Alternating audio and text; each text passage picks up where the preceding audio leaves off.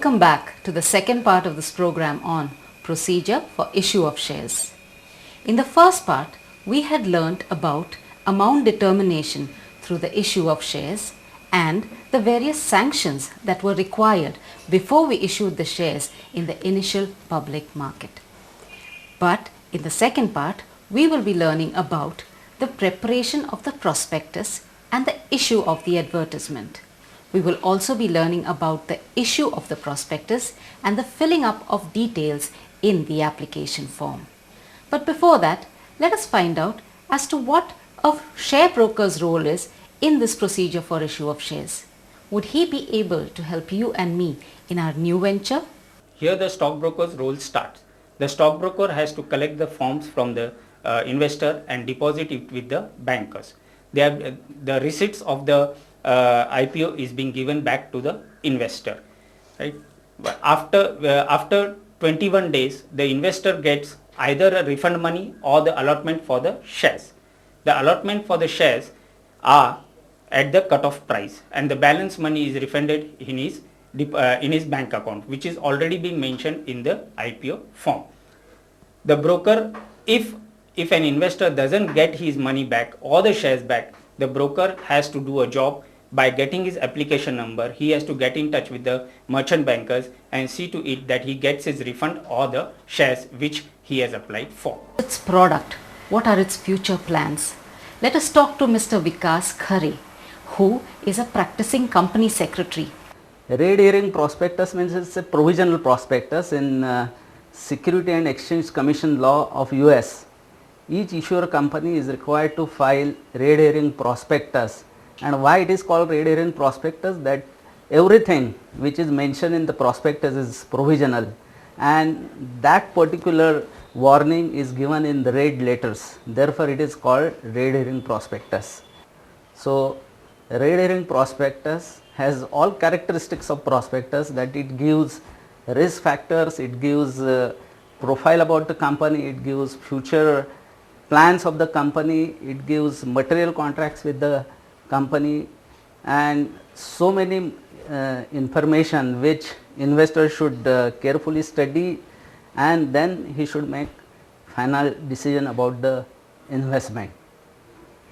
When red herring prospectus is filed, simultaneously company issues advertisement announcing the launching of public issue.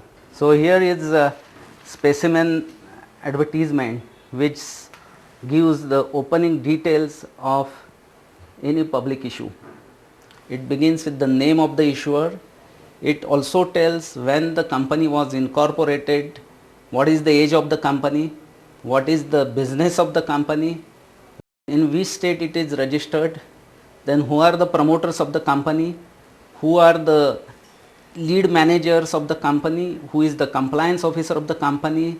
Then it also mentions the grading of IPO. This advertisement also mentions where the applications will be available, where they can deposit, and it also contains disclaimer that SEBI is not recommending this issue, and it also mentions in the fine print that investor should go through the red herring prospectus and take his decision. Okay, so now as per what Mr. Vikas Khare said, if I want to inform a prospective investor about the new venture, I have to come out with a red herring prospectus, which is a provisional prospectus, and it will give a full profile of my company and its future plans. I will also have to advertise in as many media as possible. This should be in the prescribed format of SEBI. Now, suppose there are two prospectus in front of me, prospectus that belong to two different companies coming out with a new IPO. How would I decide as to which company I should put my funds into as a prospective investor? The best person to ask this question would be to Mr. Gopal Galgali. He is a financial analyst. From probable investor's point of view, we are going to study an IPO. Before studying the IPO, the most important thing is to study the prospectus issued by the companies. And it is a regular requirement that this company should issue the prospectus, and this prospectus contain all the information about the company which is coming into existence.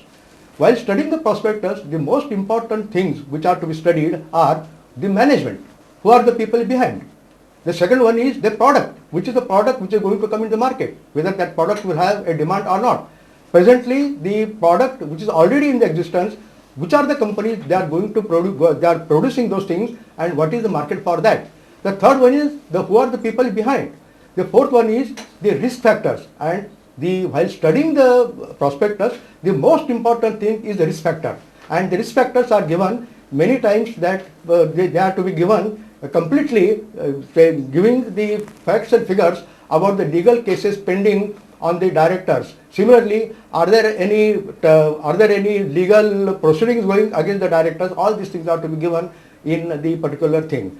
The next one is the market. The most important thing is the market, and the market, whether it has got a local market or whether it has got an international market, whether they are going to be exported. Similarly, what is the raw material required for that thing, whether the raw material is going to be imported or whether the raw material is locally available. And on that basis, what are the profits and losses of the company they are going to make, and when a particular investor is likely to get a dividend. On that basis, an investor can make up his own mind whether to invest in this particular share or not. Just like other important contracts and decisions in our life, be it a marriage or be it the decision to purchase a house, the decision to buy the shares of a particular company is also an important one. And it is very important to check the prospectus for this purpose. We must study the prospectus very carefully. Even though it is bulky, we must study it in detail. Let's move on. What are the various precautions that we must take when we fill up a share application form as a prospective investor? I remember once when I applied, I completely forgot to sign the application form. Let's listen to Mr. Galgali and find out what are the most important things that we should remember while filling up a share application form. Here is an application form, IPO application form, and while how the application form is to be filled in, I am going to tell you. I am going to tell you only the important aspect, and it is very easy to fill up the application form, because in this we know that the name is there, the joint application form is there, then the rate at which you are going to apply the share, what is the premium, and all those things are there. One should remember that he must have a demat account and also he must have a PAN number. And thinking that we have got all these things, I am going to tell you how the application form is to be filled in. First, decide how many shares you are going to apply, and also see at what premium the shares are being issued. And also there is a minimum lot. That means you have to either apply for minimum lot and in multiples of minimum, maybe 50 or in multiples of 25, like that you have to apply. And the application money will be the face value of a share plus the full premium. Face value of the share may be 10 rupees and the full premium may be 100 rupees. That means you have to pay 110 rupees against each share and have multiplied by the total number of shares applied. On that basis, you can very well fill up the columns which are given here. Then your name is going to be, you have to give your name, and the application form should be in the joint name. If you want, and it is always better to apply for the share in the joint name. The third one is, when you draw a check, the specific instructions are given that the checks are to be drawn in escrow account. That means, suppose you are applying for a company called ABC. Then while drawing the check, you have to draw a check ABC escrow account and the amount. That means escrow account is the account of the company in which all the money will be collected. And the speciality of the escrow account is that no money can be used by the company unless the allotment of the shares are made. That is why all the companies are required to collect the money under the escrow account.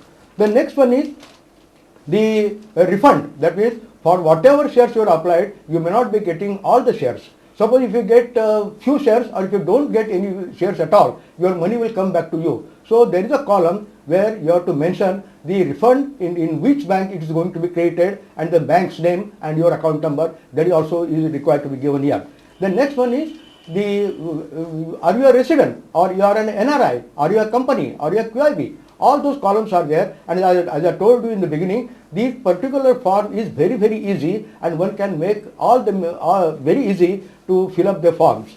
The next one is the joint signatures. That means the signatures which are those persons who are going to apply for this thing, they should be joining, they should be signing this thing, and ultimately the first signature, the share will be issued in his name, and the other two joint, they will be the joint holders. All the money and the share will be held in the name of the first shareholder.